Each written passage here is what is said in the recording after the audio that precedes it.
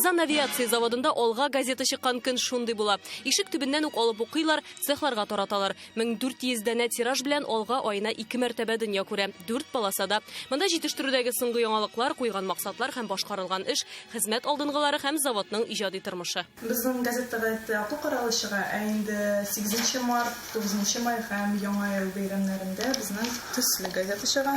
Авиагазетаны нибары 5 кеше чыгара, мөхәррир, хәбәрчеләр, фотога төшерүче. Монда эшкә килгәндә заводта татар газетасы чыгып килүен белеп гаҗәпләнгәннәр. Без узган елны рубрикаларына авиация темасына күчердек. Ул мәсәлән очыш юлы, канат астында, бәйрәм рейсы. Рус телендәгесе вперед, татарчасы Олга.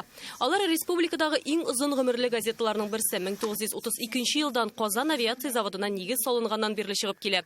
Татар имләсе белән язылган беренче номерда сакланган. Ул чакта газета Советлар канаты дип аталган. Мондый басма республика өчен уникаль. Пороховой заводта, Оргсинтезда, КМПда, башка бик күп предприятиеларда бөтенсендә газета чыгып килә.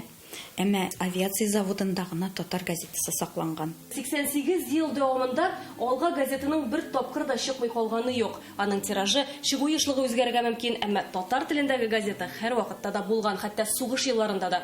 Мәсәлән, 1943 елга караган менә шушы газетада фронттан яңалыклар. Станокта эшләүче яшь мастер турында мәкалә. Целыми сутками рабочие не покидали цехов, боролись за сверхплановую продукцию. Монда Молотов белән Сталин докладлары да Ту-160 М-ның беренче очышы турында да язганнар. Совет чорында күп мәгълүмат яшерен булса, бүген журналистларга эшләүе җиңелрәк. Завод ул үзе бер зур дөнья.